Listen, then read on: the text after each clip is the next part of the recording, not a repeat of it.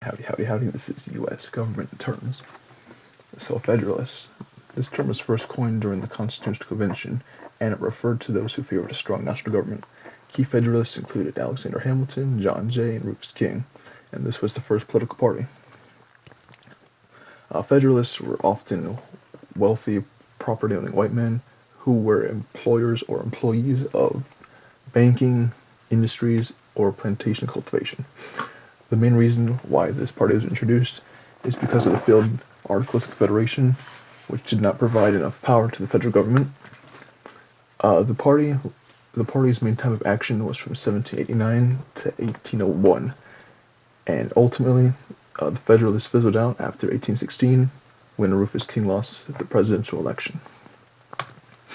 All right, Anti-Federalists. Anti-Federalists, they advocated for a decentralized government in which power was shared between the states and the federal government. Anti-Federalists, they initially opposed the Constitution during the Constitutional Convention. They said the government had too much power and overreach, so a compromise was made where the Bill of Rights was introduced. Anti-Federalists became known to be the Democratic Republican Party in the 1790s. The Democratic Republicans, or the Anti-Federalists, lasted all the way until 1824, where the party was splintered into most notably the Democratic Party and the Whig Party.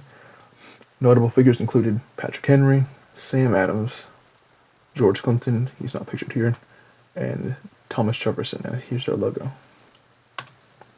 Alright, the Bill of Rights.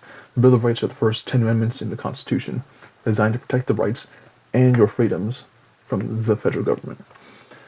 The Bill of Rights in order are the first being individual freedoms, like freedom of assembly, press, speech, religion. The Second Amendment is to the right to bear arms. Third is no forced quartering of soldiers. The fourth is that you had to have the police had to have a warrant to search your home, and also had to have a probable cause to search your home. The fifth is no double jeopardy or forced self-witness. I mean, you can't be tried for the same case twice. The sixth is the right to a fair and speedy trial by jury, if you want. The seventh protects your trial by jury whenever a fee of court is passed. Like whenever in the Constitution it says a fee of $20. The eighth is no excessive fines or cruel and unusual punishment. The ninth is the Constitution protects rights that aren't explicitly stated in the Constitution. And 10 is powers not stated belong to the federal government. Alright, the Bill of Rights. More information. It was written in 1789 by the future President James Madison. And the Bill of Rights is often updated and edited like a living document to keep up with the times, and has introduced and redefined rights. Such was the case with Gideon versus Wainwright down here. So basically, he was robbing a house, right? And he didn't get a lawyer, so the court didn't want to appoint him one. And it was his right to have a lawyer, so I think he sued for that. And here's Miranda versus Arizona, which Fifth Amendment, which law enforcement is required to read your rights if you don't know them. That's why that's called the Miranda rights. That's why you have the right to remain silent. Anything you say can and will be used in the court of law. That's the Miranda rights. Alright, Establishment Clause. So the Establishment Clause is the religious aspect of the First Amendment, which specifically says Congress shall make no law respecting an establishment of religion. The definite meaning of establishment, well, some people think that the meaning is that the Constitution prohibits a state-sponsored religion. Like back in the day, we had the Church of England and the Pope. They had a huge power back then. That's what people think it means. Alright, the Establishment Clause was influenced by documents such as the Constitutions of Clarendon and the 1789 Bill of Rights, along with the state constitutions of Pennsylvania and New Jersey. There are some limitations to the Establishment Clause, however, because there was no prevention for the government to make references to a specific religion or observing religions. Like if the president says Merry Christmas or Happy Hanukkah, that's not a violation of the Establishment Clause. Alright, civil rights. Civil rights are rights that ensure individual freedoms from any discrimination either by the government or your fellow Americans. The civil rights included the right to vote, the right to have a fair trial, the right to use public government services, the right to an education, and the right to use public facilities. Other civil rights mainly protect minorities and the less fortunate, guaranteeing rights such as removal of voting requirements, which means there can't be a test to make sure you can't vote because that's unconstitutional. Protects same-sex marriage and homosexuality and aspects in the criminal justice system along with labor laws. Right, the Civil Rights Act of 1964 was the most notable and groundbreaking civil rights stride besides the Reconstruction policies. The act prohibited segregation, made employment segregation and bias illegal, and school integration a must. Title IX was a civil rights law that prevented discrimination based on gender in education systems, meaning that discrimination was illegal, but also meaning that federally funded schools must be equal to par with the men's, because the women's was underfunded.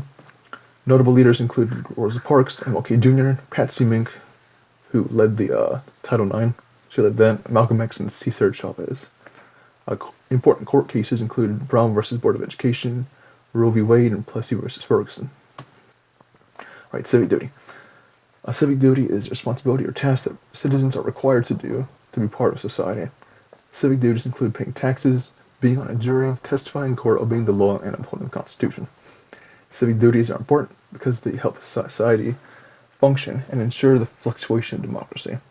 They also give a positive community outreach, as it includes interaction with your community. And although civic duties are important, voting, which is a civic duty, has become less and less popular. I think mainly the reason is because the candidates aren't representing the people, like they're not the right candidates people want. So if they have people think there's no use to vote for any of the candidates. Jury duty as well is something that most Americans don't like attending because you miss out on your days at work and your employer. They don't pay for your mistakes at work. They can't fire you though, but they don't pay for your mistakes at work. Alright, public opinion. Public opinion is views, attitudes, and beliefs supported by the overall public and the population or the governed. Public opinion is important for those in government to make decisions that regard public appeal. It also explains the behaviors of candidates and what policies are passed. Public opinion is measured in a liberal or conservative standpoint and a party standpoint, like Democrat or Republican. Usually politicians try and follow public sentiment, but the public opinion is not always the correct one. This is known as a mob mentality, where people in a democratic society can chase rational results and disregard opinions, leading to polarization and cancel culture. During the invasion of Iraq, a good amount of Americans supported it, like about 60 and 65, and that same year, 55 of people, they said they regretted their stance. Political parties. Political parties are a group of people who share the same ideals, stances, and beliefs of how the government should work. In the United States, the two main parties are the Liberal Democrat Party and the Conservative Republican Party.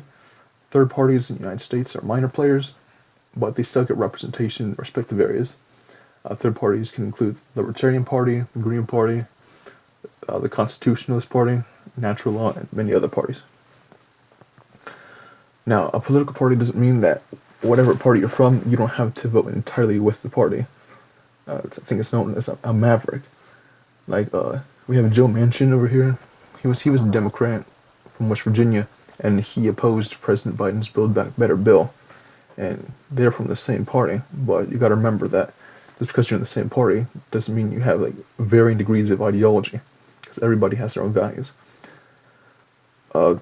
Regarding political parties, the parties have become more polarized, but the main goal, ultimately, is to uphold democracy and work together for the good of the American people. Electoral votes. Electoral votes are the number of electors from each state in the United States. The number of votes depends on how many people live in the state, and the lowest amount of electoral votes a state can have is 3, while the highest as of now is 55, held by California. The presidency is won whenever a candidate has 270 electoral votes, regardless of popular votes. Now, interestingly, Maine and Nebraska are the only two states that have different districts to win instead of a winner-takes-all situation. These states appoint electors based on the popular vote within the districts. Electors are people who represent the people in voting. So, political parties find applicable electors during the general election, and voters supposedly choose their electors. I don't know about you, I don't think I've ever chosen an elector before. Gerry or gerrymandering. This is the manipulation of electoral districts and boundaries for one party to have an advantage over another. The term came in 1812 when Governor Elbridge Gerry of Massachusetts made a law to redistrict his state. This led the Federalists to control the area, which was unfair to the Democratic Republicans, who had the majority of support there. The latter part of gerrymandering, the mandering part, came from the area that Governor Eldridge had redistricted because it looked like a salamander, as you can see here. It looks more like a dragon, to be honest, but okay. Usually people who gerrymander take into account the racial demographics, wealth, religions, and marital status to rig the area to their liking. Interestingly enough, gerrymandering isn't illegal, and the Supreme Court ruled that it may be unconstitutional, but is protected under the Equal Protection Clause. Thankfully, gerrymandering can be challenged, and if successfully challenged, the area can be redrawn. Executive orders. So an executive order is direct action taken from the President of the United States. Executive orders must be in line with the Constitution, and they can be subject to judicial rule by the Supreme Court, and Congress can overturn an executive order with a 2 out of 3 majority vote. Also, a president's successor can also overrule a former president's executive order, as was the case with Joe Biden overruling Trump's Muslim ban on Muslim countries. Since executive orders don't require congressional approval to be passed, in the past, the presidents have used executive powers to use military action without Congress having approved by it. However, this was stopped in 1973 under the Richard Nixon administration, as military action must be approved by Congress. Approval rating. So approval rating is the overall public approval of the current president and is usually taken by Gallup polls. Typically, the constituents are asked if they approve of the way the president is handling things in the presidency, and later it's averaged out to a percentage of people who agreed or disagreed. You can see Biden and Trump's approval ratings right here. Now, of course, the wording of a survey concerning approval rating is a big part of how a person would agree with the president. See, if I asked you, do you approve of how Trump is taking away migrant children from their families? Of course you wouldn't, because it's worded like that. Because you'd probably be like, what the hell? And you wouldn't approve of that. Personal party bias could also cloud the judgment of the ones being surveyed. And just because the president is an opposing party member, the thought process can be slim. Like loyalty to a party. People see, like, for example, if you support Biden, and like Trump's name is mentioned, like, do you support Donald Trump? You probably would say, oh no, I don't support him, maybe because he's Republican. Not always, but sometimes. Surveyor sampling bias can also be present, meaning the surveyor chose an area that would be like more likely to get the results they want. So, for example, if a surveyor is doing a survey in, like, say, Queens, New York or something, and they're looking for a specific standpoint, and they target a specific community which holds that standpoint, and they make it look like people in Queens support that standpoint, even though it doesn't take into account for the rest of the area. Judicial review. This is the power the Supreme Court holds to decide whether actions are taken by taken by either the legislative or executive branches are legal under the Constitution. Judicial review is not limited to federal government, but to state and local governments as well. Judicial review is an implied power, meaning that it is not directly stated in the Constitution. Now, if a bill or law is unconstitutional by judicial review, then it is void and cannot be enforced. The bill or law is then treated like it never existed beforehand. A notable example of judicial review was Tinker versus Des Moines School District. Students, they wanted to wear black armbands right here with the peace sign on it to protest the Vietnam War, but the district threatened them with suspension. The court ultimately ruled in favor of the students because their free speech was violated. Great Society Act. This was President Johnson's agenda, which he planned to fight poverty, improve education, improve Medicaid, improve on the right to vote, which means he wanted to get rid of the last remaining boundaries to vote. Urban planning and development of underdeveloped areas. The subsequent war on poverty led to the creation of government programs such as the Job Corps, and improved upon Social Security, introduced the Food Stamp Act, which improved the federal food stamp program, introduced the Higher Education Act, which gave more money to universities and created scholarships. Most notably, the Clean Water Act, which made its objective to restore and maintain the country's water and addressing the pollution in it. Other improvements included public transportation, housing affordability, and an emphasis on the arts. Today, the positive effects of the Great Society can be seen in the equality of voting standards, along with the growth of Medicaid and Medicare. However, critics of the Great Society claim that it increased dependence on the government, and it did not get rid of poverty, as the goal was to get rid of poverty, but it made poverty stagnant, and could have made it worse. Government spending also was very heavy during this time, and it didn't help that during President Johnson's presidency, Vietnam was going on. We had troops there. And tariffs. So tariffs are taxes imposed on a foreign nation's goods. Tariffs can provide income for the government, and it is a form of regulation that encourages domestic goods. Now, we have critics of tariffs. They will often cite that countries that use tariffs will ultimately succumb to economic pressure from other countries.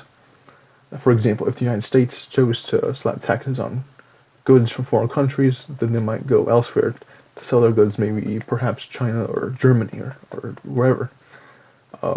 Since there's tariffs on foreign goods, this encourages American business, but it makes foreign products more expensive. Now, countries like the United States and China, they can afford to use tariffs because they're one of the biggest traders in the world, and countries depend on them for goods. But however, if you use tariffs, there's a risk of straining relationships with other countries as a result. PACs or PACs. A PAC is a committee with the purpose of spending money to elect or help defeat a candidate. PACs are limited in how much they can commit to a certain campaign. The money received by donations to support or oppose a candidate is called hard money. PACs and super PACs can also use what is called soft money, where they spend unlimited amounts of money on policies or proposals. Soft money cannot be tied explicitly. So basically, soft money, you can't explicitly support a candidate, but you can support ideals or policies. PACs are required to disclose names, employers' addresses, on amounts of funds received from anyone donating over $200. PACs continued. So many PACs, they were seen as democratic, as it seems that whoever has enough money can influence the vote in a more drastic way. This can be true, but it was also proven false during the Hillary Clinton campaign, as Hillary Clinton, as you can see here, she raised $296.4 million in total, and Donald Trump only raised $60 million. Now, she raised more, but she still lost the election. But I think PACs are more influential in local and state elections because the playing field is smaller, and there's a better chance of reaching an audience. Plessy versus Ferguson. So the Supreme Court ruled that segregation was constitutional, and even though blacks were separated from whites, it was separate but equal. So, some background on Plessy versus Ferguson. Plessy, this man right here, he was a mixed-race man who boarded a whites-only car on the train. Oddly enough, Plessy was only 7/8 white and 1/8 black, but under law he was considered black, which kind of showed the amount of racism upheld by the case. Plessy was jailed and arrested for his act of boarding that particular train car. It wouldn't be until Brown versus Board of Education that the separate but equal stigma would be lifted. The court claimed that the 14th Amendment only enforced political equality and not social equality in the ruling. So they said that because Plessy was he was advocating that the 14th Amendment covered what he did, saying it was unconstitutional. The court said it didn't cover what the 14th Amendment says: no state shall make or enforce any law which shall abridge the privileges or immunities of citizens of the United States, nor shall any state deprive any person of life, liberty, or property without due process of law, nor deny to any person within its jurisdiction the equal protection of the laws. This meant the court deprived Plessy of its equal protection of the law by prioritizing the white passengers over the colored ones. Mass media. Mass media is typically how Americans get the information, whether it be social media, TV, newspapers, or podcasts.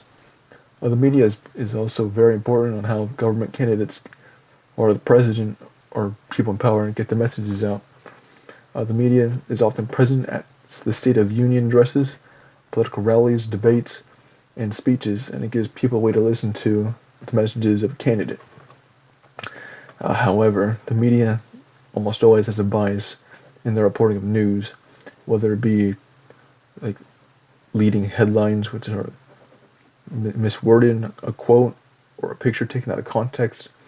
News anchors just spitting fear-mongering monologues of information.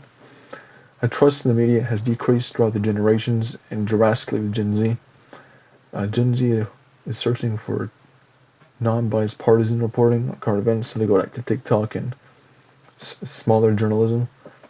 And here's a chart of the biases that the major media has. Alright, the 19th Amendment. Following the women's suffrage movements, the government finally decided to give women the right to vote in 1920. The full wording of the amendment is, it doesn't say women, but it says the right to vote regardless of sex. Seneca Falls, it was a good stepping stone that led toward the 19th Amendment, and it formed the basis of the goals the women had. Interestingly enough, the territory of Wyoming had given women the right to vote way back in 1869. Following the enactment of the amendment, 26 million women took to the polls to vote. Women used nonviolent measures to get the right to vote, such as parades, rallies, and hunger strikes. Many women were harassed, jailed, even assaulted for their search for suffrage. These women were called suffragettes. Notable figures included Susan B. Anthony and Elizabeth Cady Stanton. A republic. A republic is a form of governance in which the representatives preside over the citizens, but they get power or sovereignty from the citizens, meaning that people have the right to switch out their representatives whenever they see fit. All people in a republic can be held accountable, regardless of government status, and the laws apply to everybody without exemption. Now, a republic and a democracy, they're similar, but not the same. So a republic, it differs from a democracy mainly in the fact that representatives are elected. In a democracy, every person votes, and there's no representative. It's just everyone voting, and the power lays with the majority. The United States is a democratic republic in which we elect our representatives and senators by the popular vote, but our presidents through voting. And we vote for electors, and in turn the electors select which candidate of the area they represent.